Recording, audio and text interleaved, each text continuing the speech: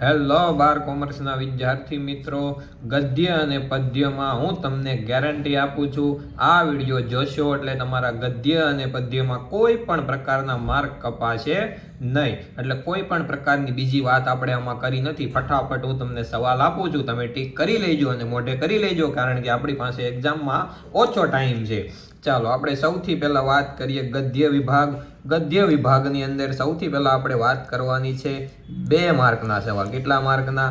2 માર્કના સવાલ. એમાં ગદ્ય 2માં ભોજાએ ઇનામમાં સી માગણી કરી, શા માટે? પછીનો સવાલ છે શાક સમારતા સમારતા ગાંધીજીએ વિનોબાને શું કહ્યું? પછી ગદ્ય 6 ની વાત કરીએ આપણે, તો ગદ્ય 6માં છે ઉછીનું માંગનારની નજર કેવી હોય છે, શા માટે? પછીના સવાલની વાત કરીએ તો કઈ કઈ વસ્તુઓ ઉછીની લઈને લોકો જીવન વ્યવહાર ચલાવે છે. ત્યારબાદ છે ગદ્ય 8, તો એમાં છે લેખિકાને શેષ નદી કેવી લાગતી હતી. પછી છે 2 નંબર, અમરનાથની યાત્રા કઠિન છે એવું સાથી કહી શકાય. ગદ્ય 10 ની વાત કરીએ તો પોતાનું શેષ જીવન વનમાં ગાળવા યુધિષ્ઠિરે શું કર્યું? યુધિષ્ઠિરે લોહિયાળ વિજયનું પ્રાયશ્ચિત કેવી રીતે કરવા માંગે છે. પછી છે ગદ્ય 12.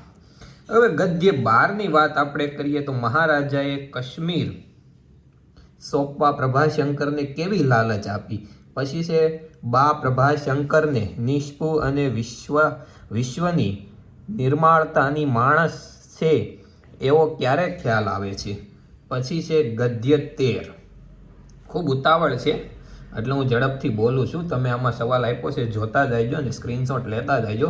ગદ્ય 13, તો શીરાને જોઈ મણિભાઈએ શું આશ્ચર્ય અનુભવ્યું.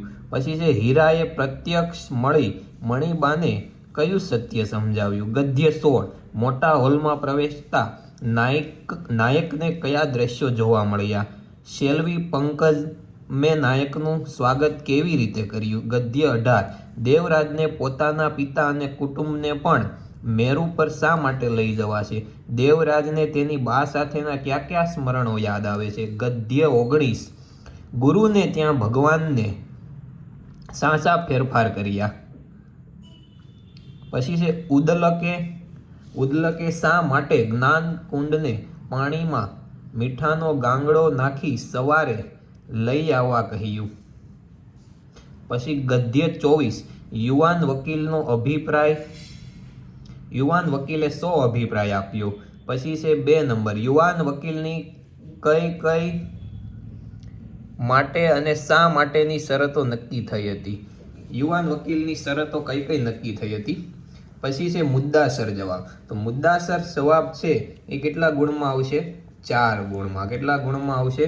4 ગુણમાં. વિદ્યાર્થી મિત્રો, આનો સ્ક્રીનશોટ લઈ લેજો. અમુક શબ્દ એવો હોય કદાચ તમને ના સમજાણો હોય તો સ્ક્રીનશોટ લઈ તમે તૈયારી કરી શકો છો. પછી મુદ્દાસર પ્રશ્ન 4 ગુણમાં જે આવવાના છે, આ મોસ્ટ આમાંથી જ આવવાના છે. ખીજડીએ ટેકરે પાઠના આધારે ભોજાનું મનોમંથન વર્ણવો. ખીજડીએ ટેકરે પાઠના શીર્ષકની યથાર્થતા ચર્ચો. પછી છે 10, ગદ્ય 10, યુધિષ્ઠિર યુદ્ધ વિષાદ નાટકના અંતની ચર્ચા કરો. ગદ્ય 16, શેલ્વી પંકજની હકીકત જાણ્યા પછી નાયકને કયું મનોમંથન અનુભવ્યું. શેલ્વી પંકજનું ચરિત્ર ચિત્રણ કરો. ત્યારબાદ આપણે જોઈએ તો ગદ્ય 18. કયો ગદ્ય જોવાનો છે? ગદ્ય 18 આપણે જોવાનો છે. ચાલો, ગદ્ય 18 ની અંદર આપણે જોઈએ તો વસુધામાં કેળવણી પામેલા યુવકોને કેવા કાર્યો કરવાના છે. ગદ્ય 24, શરત વાર્તાની શીર્ષકની યથાર્થતા સમજો. અને પછી આ 2 મહત્વના સવાલ છે, તે તમે જોઈ લેજો અને તૈયારી કરી લેજો. ગદ્ય વિભાગમાં મેં તમને જેટલું કીધું એટલામાંથી આવશે, ગદ્યમાંથી તૈયાર કરી નાખજો. હવે કરીએ પદ્ય વિભાગની વાત. પદ્ય વિભાગમાં સૌ પ્રથમ આપણે 2 ગુણના સવાલની વાત કરવાની છે. 2 ગુણ, તો સોનું તો આખરે સોનું જ છે એવું સાથી કહી શકાય. ચારેય દેવોએ એકબીજાને શા શ્રાપ આપ્યા. હરિ શા માટે આવ્યા છે, તેમણે શું જોયું. શ્યામ રંગ પાસે નહીં જવાનો નિયમ પોતે નહીં પાળી શકે એવું ગોપીએ શા માટે લાગે છે. પછી છે કાચના કબાટ, શબ્દો દ્વારા નાયિકાની સી વેદના પ્રગટે છે. પછી છે ધીરજવાન જણાયેલ, ઉર્મિલા ક્યારે મૂર્છિત થઈ ગઈ. શક્યતાના દ્વાર ખખડાવવા એટલે શું કરવું. શૈલ્યાએ શ્યામળાને શું કર્યું અને તેનું શું પરિણામ આવ્યું. કાળરૂપી કુહાડાએ કેવી પરિસ્થિતિ સર્જી લીધી છે. કાવ્ય નાયિકાને શંકાની રાણી શા માટે કહે છે. એટલા સવાલ તમારે 2 ગુણમાં કરવાના છે. હવે આપણે વાત કરીએ મુદ્દાસર પદ્ય વિભાગની. તો પહેલું છે અખિલ બ્રહ્માંડમાં પદમાં નરસિંહ મહેતા પરમાત્માને શી રીતે સમજાવે છે. દેવોએ નળ અને દંપતી પ્રસન્ન થઈ ક્યાં ક્યાં વરદાન આપ્યા. રામબાણ કોને કોને વાગ્યા, તેની શી અસર થઈ. નાયિકાએ પોતાને મનાવવા સાસા પ્રયત્ન કર્યા, તેનું શું પરિણામ આવ્યું. લક્ષ્મણ ઉર્મિલાનું બહુમાન કેવી રીતે કરે છે. પથ્થર થરથર ધ્રુજે કાવ્યમાં શો જીવન સંદેશ પ્રગટાવે છે તે જણાવો. બાનો વર્તમાન અને બાનો ભૂતકાળ બાએ એકલા જીવે કાવ્યના આધારે સમજાવો.